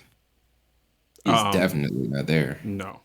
Oh, well, Okay. okay. Well, So okay. no, that Here's the thing, and again, from what other people told me, they just said it gets better as time goes on. But my main issues with My Hero was one, I never liked Deku as a character, and that's partly because the way his powers worked, especially in the first few seasons, you're just like, all right, you're good for one fight, and that's it. And it's like, wow, what a captivating main character. And personally, I just found more of the side characters to be way more interesting than Deku. Their motivations, their backgrounds, I found them just way more interesting than Deku. And so whenever time they focused on those characters, I was like, I was all in. But with him being the main character, I think that's just a huge problem. And I get it, character development and growth, but it's just like, I want to like the main character, you know. And yeah, it's gotten better over time in terms of, him being more active, him really reaching into his powers and being better at his powers. But I also feel that a lot of times My Hero is just too slow, and It can feel that way sometimes. yeah, and I will like to add, on top of being slow, I hate how almost every fucking female character is like shit. Like, and I say this because like their characters are almost never outside of one of like being romantic with the main character or another side character, or two, they're just like there's like no depth to them. Or like it's like, especially like when it came to Uraraka, like when Uraraka was first introduced back in season 1, we got a little bit of backstory, like, hey, she wants to be a hero because she wants to financially support her family and stuff like that. I'm like, okay, great, can we expand upon that, because there are multiple scenes where Uraraka could have like been a shining star, made the whole scene a whole lot better. But then it was like, oh Deku, oh Deku, oh Deku. I wanted to think about Deku. But and also Sui, or Froppy, Suyu. however you Suyu, or however you want to address her, Froppy, Suyu. The only like bit of information that I remember, or that was like kind of relevant, was just like us introducing her to her family. That's it. You're a frog. What like You are a frog. like what else is there that you can add to her character development? Like, and that's a running theme in shonen anime, is that there's shit female characters. So can we stop being, I'm not sure if it's intentional sexism, but if it's been going on for such a long time, sure, one can insinuate intentional sexism. But I need these female characters to shine more. I really do. Like, I need more story. I mean, we get more of that with certain characters as like you get into seasons 5 and 6, but like, come on. I mean, But- Uraraka, she at a certain point, I forgot what season it was, she realized that Deku's focused on his goals, so I should be focused on mine. And Yeah. she never went back. She never went back to like fawning. Yeah, like, Which is good. yes, I love That that. gets old real quick. But going back to season 6, you guys are gonna love the shit out of this season. Bro, and it showcases the progress that each of the students have made. It shows that they're not as weak, but it also showcases the difference between the pros. Oh And boy, my that gap! It's good at showing that fucking gap. And a lot of people have moments where it's not. It doesn't pull a Dragon Ball Z where it's just like Deku, Bakugo, and Icy Hot. It's honestly, As rude. honestly, That's his just being honest. name. but that's literally his hero name. But Oh, I didn't I know don't think. that. I don't think. No, I don't think it's. I don't. Is it? I don't think it's Icy Hot. No, it It's. can't be. Something. I mean, it's It close can't enough. be I Icy think I've been calling him Icy Hot so long that I actually believe that think. is fucking Icy Hot. But what's it called? That is A lot of class 1A takes a backseat in this, and they're playing support roles. Simply because the threats that they're fighting is too fucking real. Jeez. So they're getting the students are support, and the the pro heroes are the ones on the front lines. But boy, the threat that they're fighting is overpowered. And, There's no other way to say it. Over fucking power. yeah, and I think the question leading going into season 6 that you should keep in your mind: how far are you willing to go? Like, how far are you willing to go to save people? I think that's the main question. That's like the main idea is like, how far are you going to go to save people? And that is season 6. Like, oh boy, because literally, I'm not gonna say a character. I'm not gonna say a scene. I'm not gonna describe it. I'm just gonna say there was this one episode that started off before the fucking opening, and I was like, And like, what's it called? oh my god, One of the, bruh. Can you go? Keep going. Finish. oh no, I'm done. I'm not. I can't say anything more that won't spoil the season. There's one hero, a pro hero. She was introduced at the end of season 5. But what? Like Garrett said, you're already eating, told us like the synopsis of the season. I like to go in with some amount of mystery. Okay. You told so much. Action. That's it. Action. Get ready for some fucking action. That's what you're getting. Side note, grape juice. I think I believe is the voice actor who is the lady. Her name's Boy, Max, you must be Brina? hungry, boy. Brina. All in the podcast. Hungry looking ass. Old greasy mouth looking stuff. Oh, this is Like swimwear, boy. Boy, it's a turkey bacon ranch sub from Warehouse. I'm going great. Grape juice is Chaozu From Dragon Ball? and Super, Huh. more specifically. And you remember the little girl from Full Metal Alchemist that was like Big Brother? Oh, the one that got transformed. Mm-hmm. Word. That's her too. Oh. Right. So she go way back. Actually, she's been Chaozu for a while, since 2009. She's also Seal Phantom Hive, Clayton. So put that into your brain. Seal is grape juice. CL Fanta High from Black Butler. Oh, okay. Wow. That's range. That is range. Okay, moving on. Oh yeah, moving on. So synopsis of My Hero is a lot of action. Go watch it. All right. Moving on to our next one, Spy Family. I love it. It's hilarious. It's 10 out of 10. It's hilarious, and the situations are great. I It's love kind of one it. of those shows it's better for people to watch it themselves than for people to explain it. Yeah, just come in blind. Yeah, because a lot of the points of contingency where you try to guess ahead, and usually that's how the situation goes down. Just because of how many different factors there are for the spy to figure out how to make a situation work in his favor with the situation that's going on. I mean, the general, it's not even a spoiler. Like, they do this in like the first episode. He has to make a fake family in order to save the world. That's the whole premise. That's the best premise. Like, and it's great.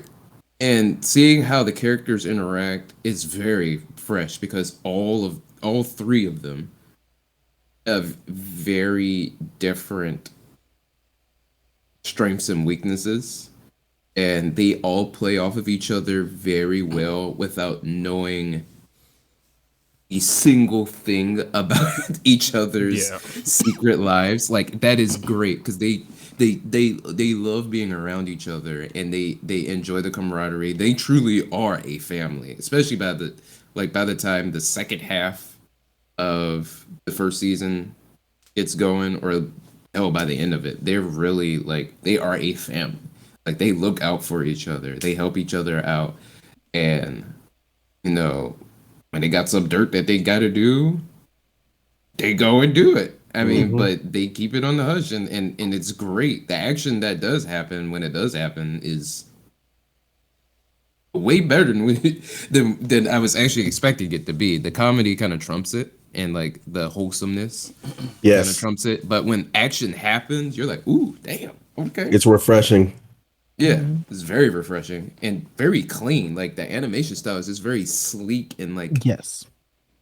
it's simple. It's not overdoing it, but when it wants to get flashy, it can, and it's great. Um, Definitely one of those shows where the hype got built up, and people was like, "I told you so," and it's definitely one of those "I told you so" animes where you should definitely watch it. It's and apparently the manga is better than the anime, but I don't read mangas, so Well, yeah, you don't I'll read. definitely take the. Oh yeah, it said that way beforehand. You just can't read. It's just, Made that clear. Can't read. just real I unfortunate. don't even know how I got here. I don't even know what shirt I'm wearing.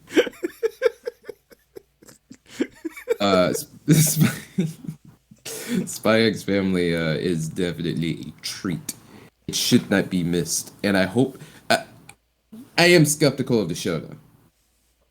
I am skeptical for the reason being that I hope that it doesn't get stuck in this trope of doing, family gag stuff. Okay, let's try to figure out what we're going to do to save the world. Family fun stuff. Let's try to figure out what we can do to save the world. And it starts to get redundant, and they'll try to introduce like a new villain or something that's trying to stop them from having a normal life or something. Like something drastic needs to happen eventually, and I'm not far enough into the second part of this first season to see that yet. But where it is now is I'm pretty satisfied. Actually, damn, I can't say anything because in the section that I'm in, I think that there's probably another character somewhere in there, and then the family will be complete. I'm not sure. I think I know what part. Most people know. Yeah. I think I know what Yeah. part you're talking about. Yeah. Yeah. So I don't think it's just 3 of them. It might be 4. Keyword might. I don't know how true it is. Yeah, I'm not caught up all the way, especially since last episode I watched was the episode after the I think it was was it an aquarium episode? That's how far. Oh yeah. I don't remember the aquarium episode. Yeah, The aquarium episode's funny. Well, Clayton, Actually, I've that's the only last watched- episode of the season. Clayton, Well, that's Oh, jeez. yeah. I only watched like the first 3 episodes, so. But I agree with everything that DeYante says. I like how drastically different all 3 characters are, but they all have their own quirks. Like I love how like the mom has this whole separate secret life, but like again I just like socially awkward characters. But her like normal interaction with people is so terrible, but yet her She's secret terrible like communicating. but her secret life is like there's no problem. It's just like she's at Like it. She's going toward Right. I find the daughter to be adorable. Yeah, and so does the entire world. Let me tell you something about Anya Forger. That is a child through and that is like one of the cutest little bundles of joy that I've seen in an anime in a minute. Like she's genuinely a child and she doesn't understand a lot of things. But the fact that what her power is kind of like piques her curiosity way more than what it should for her to be doing as a child.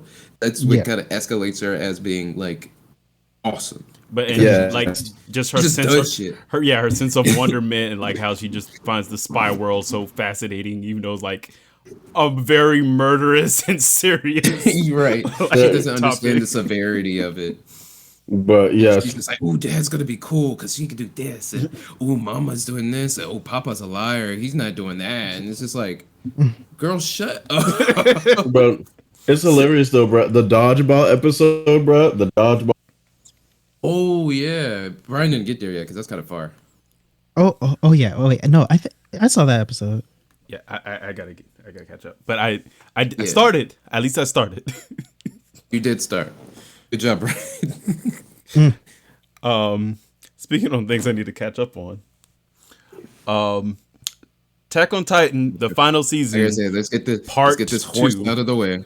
Rumbling is coming, rumbling. Oh God, Attack on All I wanted to Titan. do So- was the right thing. I want to Never preface wanted this to first. be the game. I want to preface this first. I felt like I was being bullied by you all because Yeah. I was so far behind on Attack on Titan. Damn right. Attack on Titan was one of those things where I remember the exact day I stopped watching it. I was in college. It was my senior year. Season 2 had just dropped, and it was that episode where Aaron was in the trees. And Oh yeah. I was close to graduation, and I just got so absorbed by graduation and all that stuff that was the last episode I watched for years. Because it was just like one of those things, once I dropped it, I just never came back. But Bro, you gotta come. But you all This were is like the just best. wait, let me finish. Y'all was like just constantly talking about like Attack on Titan, and y'all was just like, oh, well, we can't say this Yeah. because of Bryan, and I was like, Mhm. all right. And because the new season was coming out in 2022, I was like, all right, I'm going to sit here and binge through everything, and that's what I did.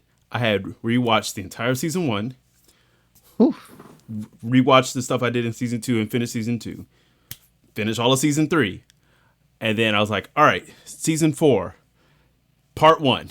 Crap, I didn't know there was several parts to a season, which doesn't make sense because it should just be another season. So I was like, all right. Disclaimer: half of us didn't know that this shit was going to be in parts, and Mm-hmm. Did he freeze for y'all too? Yeah, bro, he's Yeah. stuck in the Matrix. You seen that? Okay. And he's an. Okay, so like he was having connection issues, like his video quality was going bad. So I didn't know if that was just a my end or what. Oh no, definitely see him with Yeah, he said.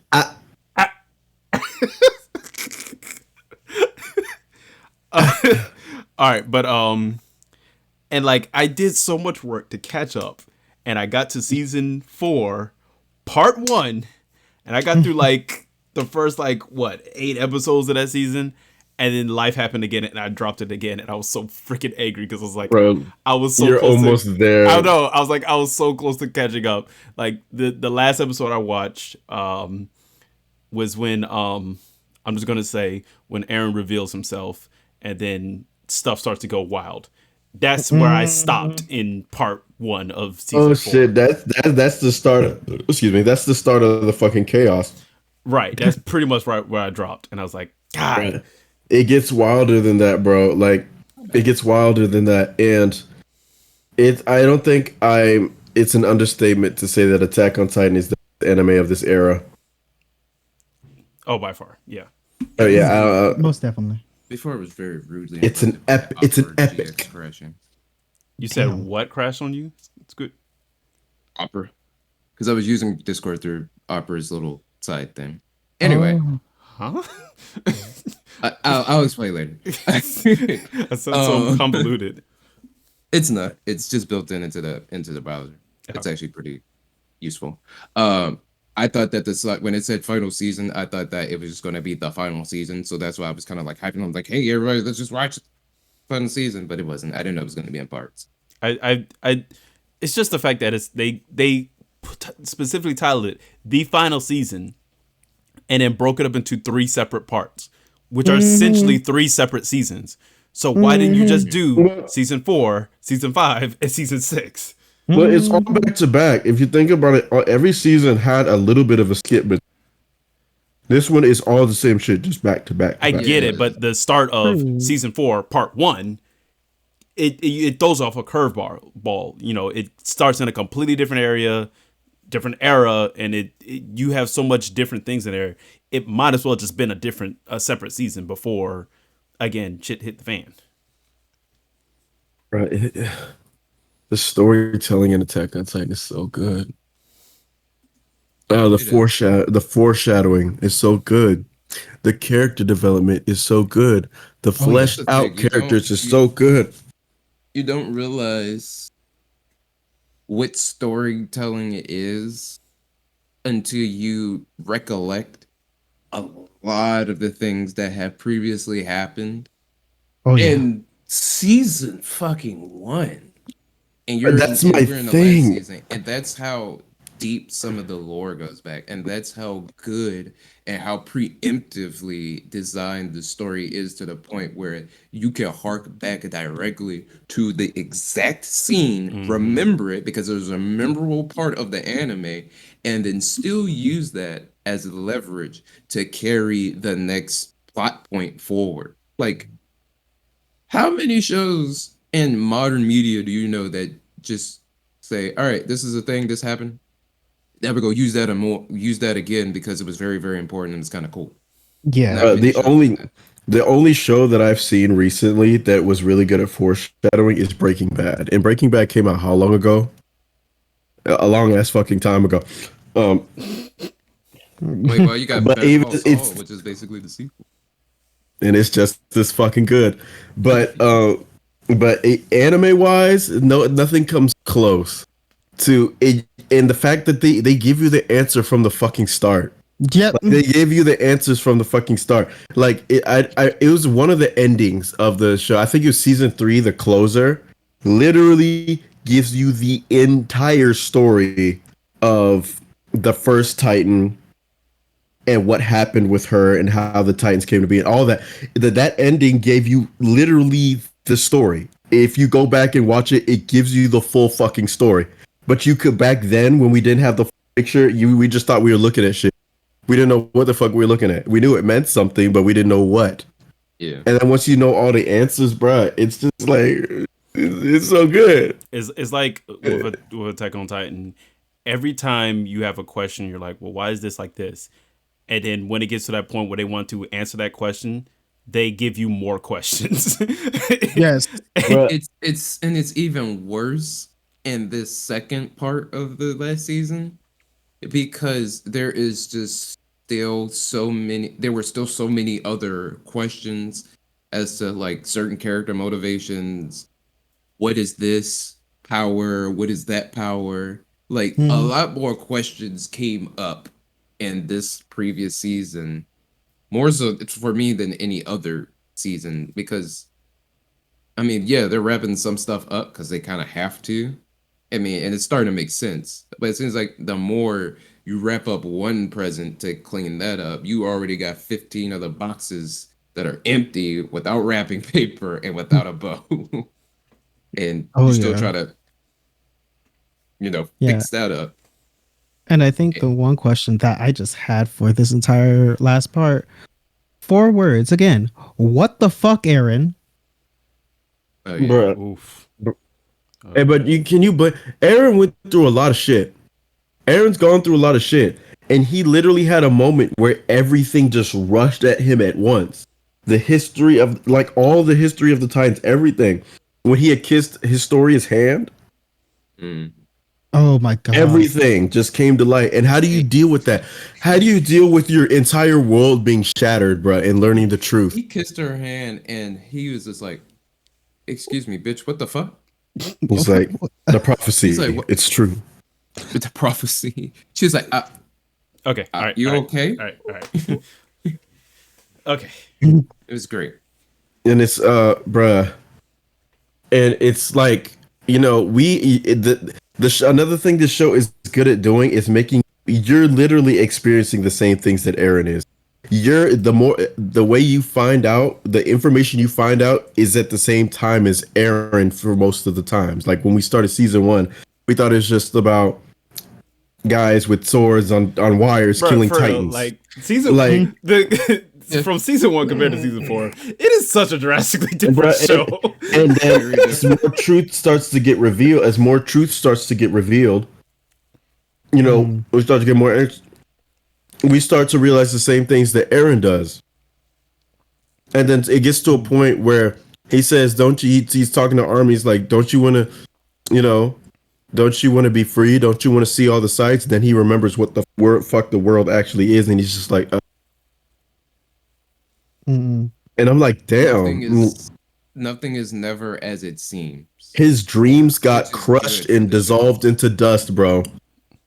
His dreams got dissolved into dust, and reality set in, and he's like, "This world is fucked. So I'm gonna do what the fuck I gotta do." All right. Yeah, and So wait, real quick. But one thing I do like, because how you were saying, Brian, how season 1 is vastly different from season 4 and all these parts. I think there's a lot of political commentary that can also be extrapolated from part 4, because there's a lot of stuff as Rolf's like, oh, main themes. The people who have the power, they can alter history, or like our understanding of history, or hell, even the truth of history and stuff like that. And that's one thing I found really interesting. Love it for that. Keep going, Attack on Titan. I'm ready to move on. okay, yeah, because we're getting really deep. We started getting real deep into spoiler territory. All right. Mm, The final one on our list for today is Chainsaw Man. Oh yes, boy. Just I'll go watch it. yeah. I mean, Like, there's literally nothing I can say that hasn't been said about the show already from media posts, anything like that. There's literally nothing that we can say that would be able to change anybody's mind. crazy yeah. man with Show dog chainsaw shit, go and you should still go watch it. right. Crazy man with chainsaw go burr. Go burr. Like it's Goes like the burr, and then shit. It's crazy, and then there's more burr, and then you want more of the burr, but you can't have any more of the burr because the seasons. But I would like, yeah, obviously it's good, but I want to specifically talk about a few things that make it good. Like, first, let's talk about the fucking opening song, Kickback. Fucking amazing. I never skip the opening. Every time I watch every episode, I never skip. Like, it's just that good. And the fact that the director, can't pull his name at the top of my head, but he is a big Western movie fan, like a big Western movie. He managed to input 13 Western movie references within a minute and a half. That is fucking impressive. Love that.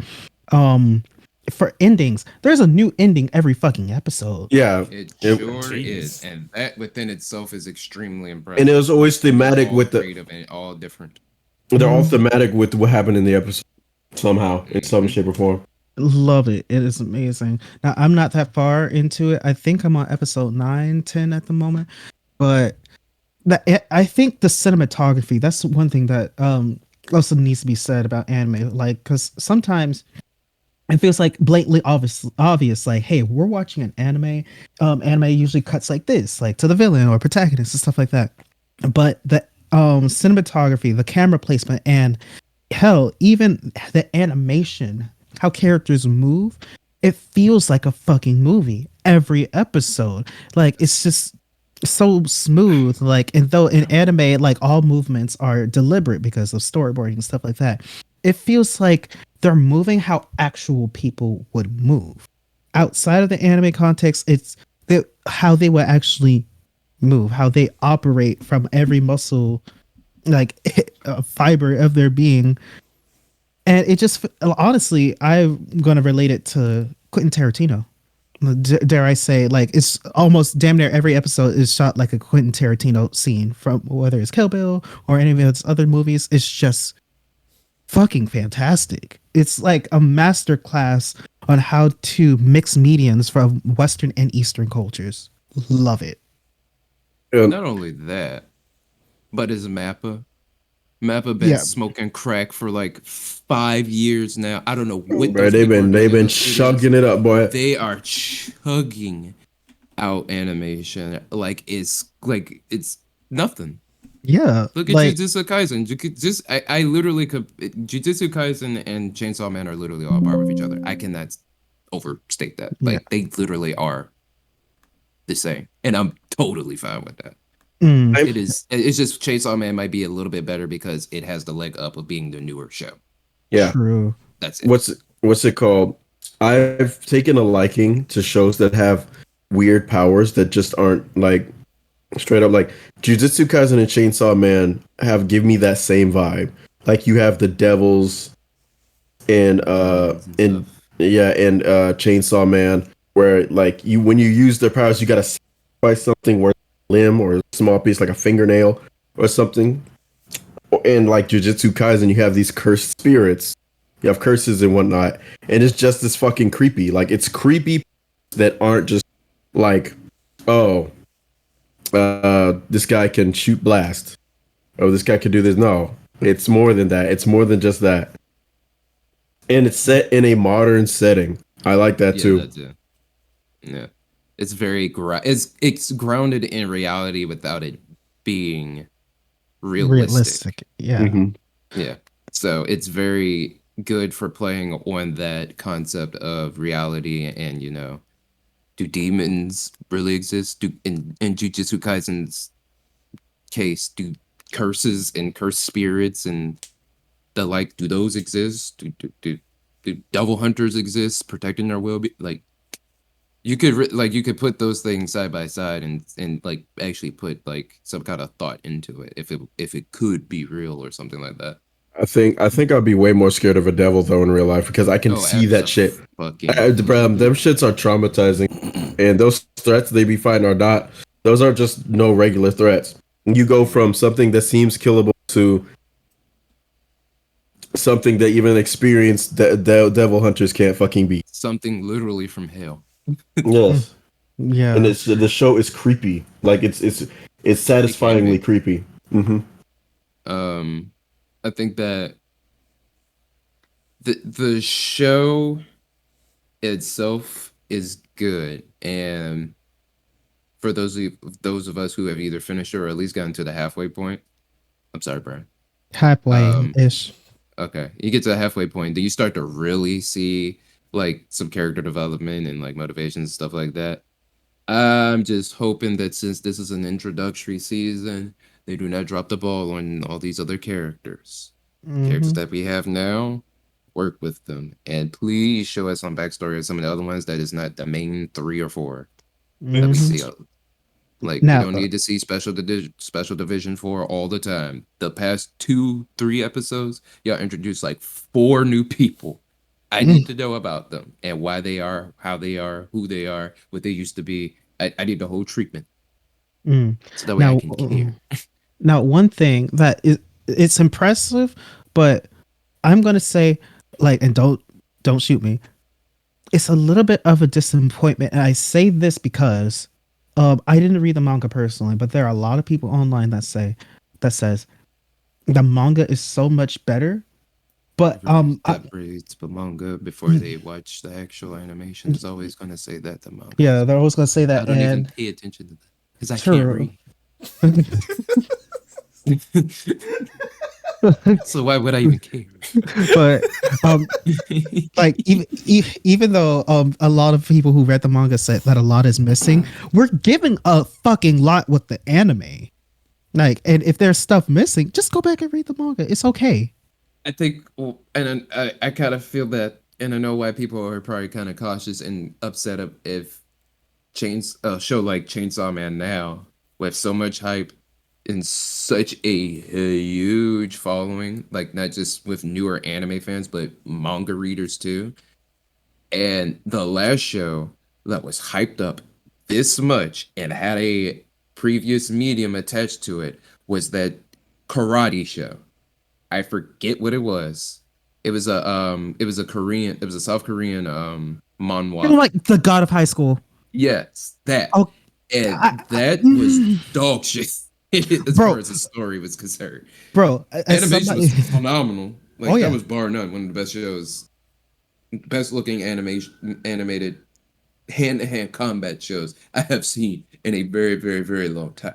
But that story was Swiss cheese. There were so many plot holes. Nothing made sense. There was no continuity. Stuff was skipped, and you could tell that stuff was skipped, and you don't even need to have any previous notion of the material that it's based on. Yeah. Like, that's how much the writing on the wall was for that show. Like, literally, I'm still reading it to this day. I started it back in high school. Like, damn near 400 chapters at this point.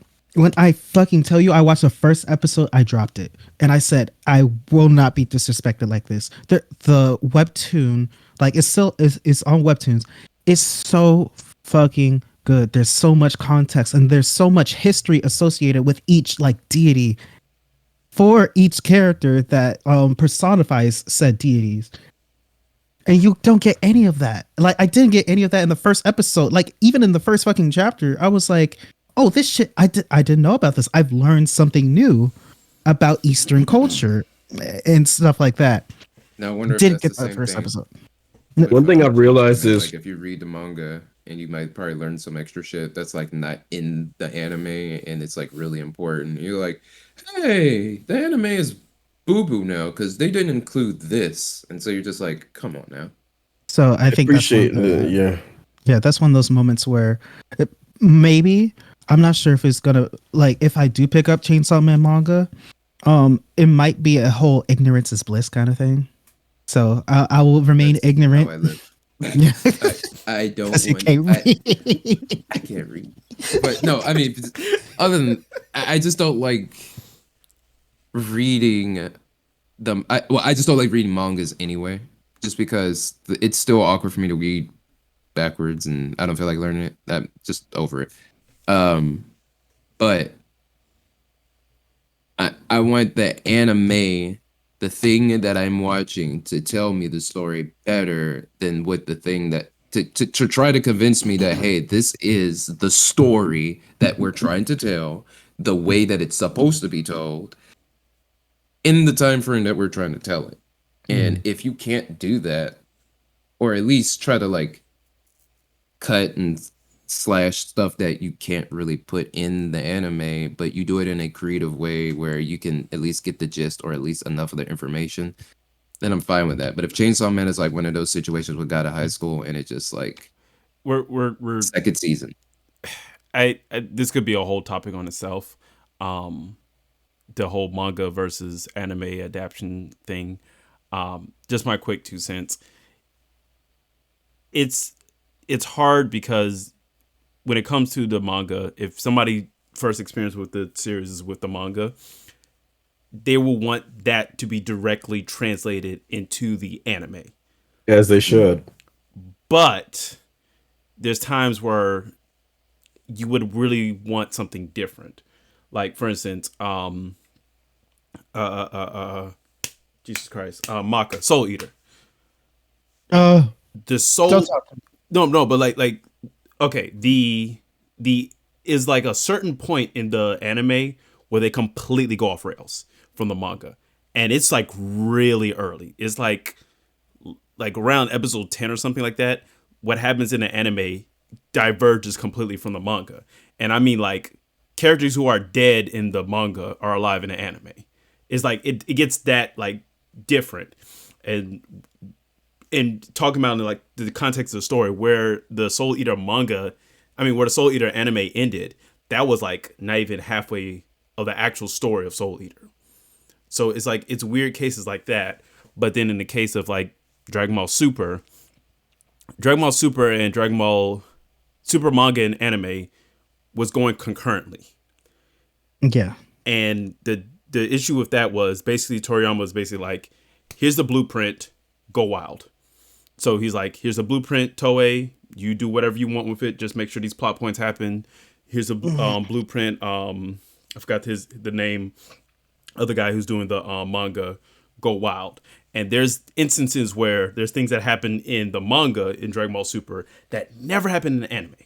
And then vice versa, there's parts of the anime that does a certain plot point very well, and there's aspects in a manga that does that same plot point completely different and honestly not that good.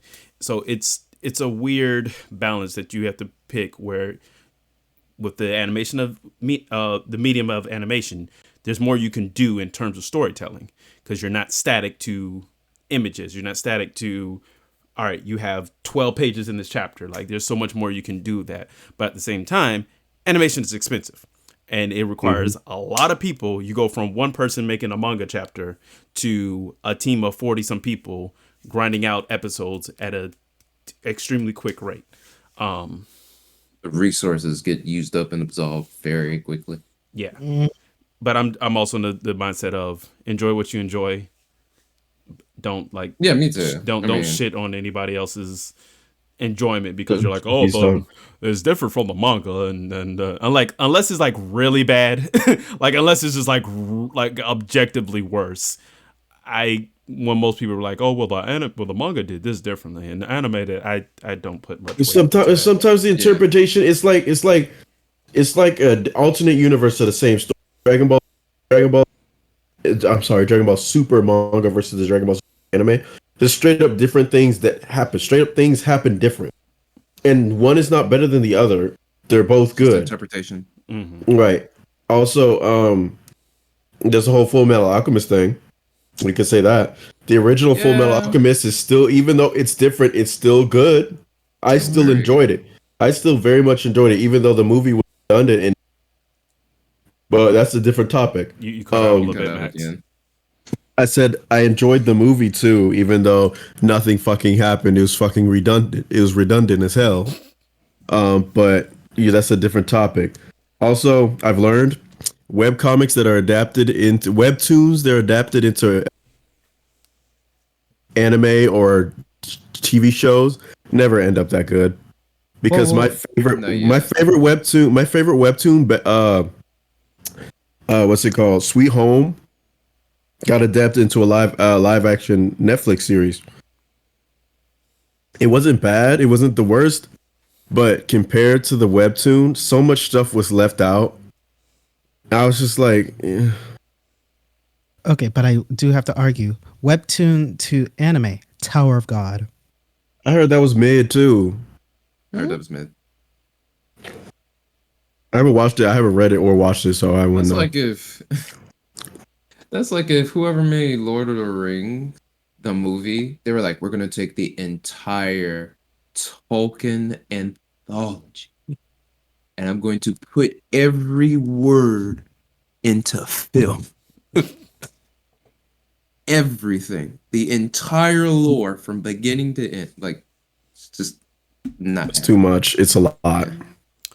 Okay. So, Chainsaw Man, yes, go watch, please. Yeah. Yes. So we're getting very long-winded. Let's wrap this up. We'll do this rapid fire if we can.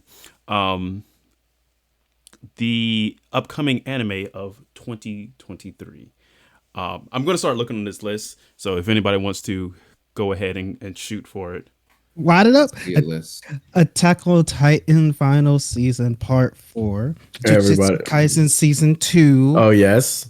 Wait, where's the list? Look in the group chat. Season 2 of Fire Force. Fucking love. Oh, we'll love it. New season of Spy Family and a Spy Family movie. One Punch Man season 3.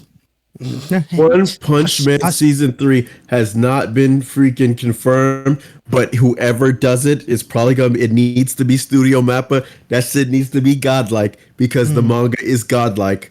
And I'm sorry, I'm gonna be one of those with this one. That shit needs to be just as fucking good, if not better than, bruh, because that shit it's too fucking good to not be that. It'd be just straight up disrespectful. Yeah. Buddy Daddies. Excuse me. But it's that sounds like a you anime all the way, boy. It sounds like a you all the way. Season 3 of Classroom of the Elite. Can't wait for it. I'm truly excited by that. I'm a little bit perturbed, but I guess I'll give it a shot. Tricon Stampede. I'll give it a shot. I'm not saying I'm gonna finish it, but that's what I will do. I want to see the Black Clover movie again. I think Black Clover itself is pretty mid, but the fact that I'm caught up on it, it's like, yeah, I guess, yay, let's watch the movie. Might as well watch it. Second season of The Way of the House Husband. Okay, I watched a few episodes of the season 1 of that. That show is so hilarious. Yes, it is. It is so good. The Way of the House Husband. It's so funny. It's on Netflix. Oh, a big one for me. Third season has been confirmed for Blue Exorcist. Oh, fucking wow. Love. Yes, I haven't heard of that in a while. I know, like that's back. Stopped because the last episode was the power of friendship, and I don't do that. Yeah, it was. Get that shit out of my face. I They love ruined the whole series for me. I don't even care about season 2. So I feel no, like it's gonna happen again. you gotta watch season 3. Like, Okay. but new season of Haikyuu coming. Rumored. Vinland Saga I season need to 2. watch that. Bro, yes, bruh. The action on that shit is just top fucking notch. And the story's good too, bruh. Oh, It's yes. they're making a Sandland adaptation. Okay. Oh, and one because I finished the original Naruto, Sasuke's story. A like spin-off of just Sasuke, what happened between Shippuden and the start of Boruto. Where the fuck was Sasuke? I need to know this. Cause that nigga Okay. just oof. For me, I it's mean Attack on Titan, Demon Slayer, Jujutsu Kaisen. God. Okay. I'm sorry. Yes. I hate titles of modern anime.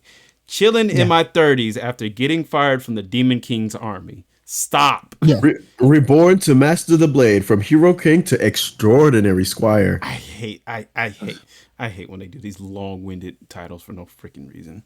There's a Mhm. new season of Fairy Tail. I do hear about the Roroni Kitchen reboot. Yes. Bro, That is gotta be. Konosuba, fuck yeah. Bro, Dr. Stone. this picture they have for Trigun Stampede looks awful. It looks terrible. Nobody approves of anything from It, it's I'll give it a shot because I loved Trigun, like and Vasha Stampede. And Batland Rumble, I have that movie on Blu-ray. I'll give it a shot. Bro, I see all this in another world. It's gonna be another shit. slew of shitty isekai. The Misfit of the Demon King is coming back? I'm all for that. Ranking of That's actually pretty Kings. Ranking of Kings season 2, yes. The Rising of Shield Hero season 3. Goblin. I'm Go ahead. strangely interested in Pokemon only because they finally kick Ash to the curve and having a brand new set of characters. And it's a time skip at that too. So I'm very interested in that. The prevailing rumor that's been going around is that the new character, or theory I guess to say, is that the new character is really Ash's daughter. And because it's something about this hypnosis that they were basically saying she's like very disconnected from family. She's like an unknown person in the world of whatever, and she's not trying to like have people know her past. She has a mysterious past or something like that. So the prevailing theory is that she's like actually Ash's child, and she wants to prove herself. So she's like disassociated herself with Ash as a person. I'm kind That nigga finally got out of his time. He got out of his time loop. It's like I'm finally aging. But they made it canon that he's been 10 forever because they showed all of the characters that he was with in the past Pokemon series. They showed all of the so that kid it's canon that nigga is 10 years old with 20 years of experience. right. Either he has had a hell of a year, or He's been going through it. or everybody has literally aged except for him. That's but I might give it a shot. I mean, I haven't watched Pokemon since what? I haven't Diamond watched. and Pearl? I haven't watched it in years either. But Oh, I never watched Pokemon. I got slightly interested when they changed the animation style because, like, oh, okay, this is different. And It was what? No, I don't like how Ash looked in it, but the animation, the quality of the animation went up a whole lot when they changed style. The movements, the fluidness of like how attacks come out, like that, it was a big difference. I didn't like how they silly in the newer. Yeah, I don't like how they redesigned Ash, but everything else I think was really good with the redesign. I could agree with that. But if you watch the final fight in Pokemon, like of the season that just happened, Where he won. Yep, that boy. They gave the whole Pokeyusi up. Oh, okay. Love to see it. Loved it. Yeah. That's the term. Okay. It was it was that good. It really was. God. Any last minute comments before we head out. Goblin Slayer, the next season of Goblin Slayer. I'm waiting for it. I can't wait for the Promised Neverland season 3 out, Stop. boys. Like this Stop. shit's about to be Fuck you. amazing. Bro, don't Like, yo, Bro, like don't talk about they about to escape.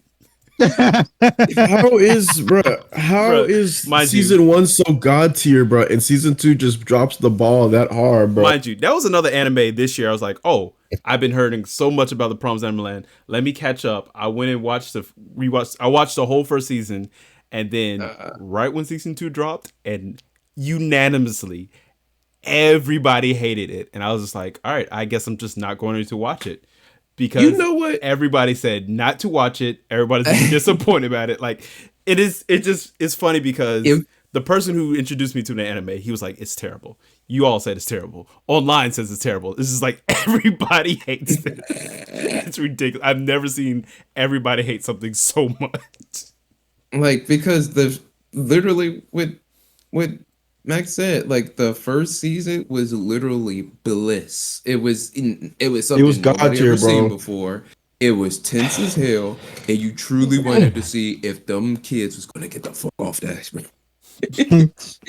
And they And did. so you It could kind of take the ending of the first season and just say yes, just yes. Don't bro, watch the trials second and season. tribulations, They just bro. did. Now, how they got there, that's the interesting part.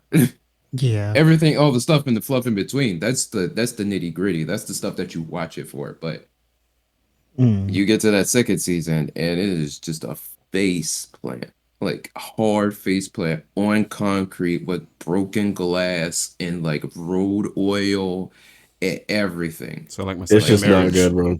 Oh, It It's God. just like a it's just second not marriage. good, bro. Yes.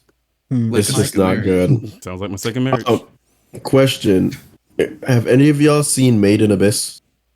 No. No, but I'm pretty sure if I watched it, I'm pretty sure that'd probably be like my Bro, top that of the shit is list. good. That shit is Everybody good. keeps talking about the movie that came out earlier this year and the second season that came out this year. Season 2's out, but it's only on some streaming service. I'm about to watch that on a not so but I'm Hold on, gonna And you cut out what you said. it's a not so friendly website. Now say it closer to the mic and go ahead and tell us your IP address and full name. State it so the internet can hear clearly. I'm about to purchase that streaming service that nobody has, just exclusively watch this fucking show. Some shit like High Dive or something. Okay, hold up. I think it was High Dive. Okay, hold up. From what I heard, there's a lot of actual good underrated stuff on High Dive. Oh, I'm not looking for I'm tired of paying. Look at all these streaming services. Verve. It was High on. Well, High Dive. Dive was on Verve. To be fair. Oh, God. But my closing statements, you're doing yourself a disservice for not watching Classroom of the Elite, Chainsaw Man, and Spy Family. You're Yes. doing complete disservice. I will always say that the only required one out of those three is Chainsaw. Oh, and Kaguya-sama. Huh? And Catch up on My Kaguya-sama, just to be Hero. completely different. Yes, Catch up on My Hero. I will be doing that. I'm looking at you, Bryan. Mr. Season 4. Bro, it's just so hard to get through because it's just Yeah, if you got a week.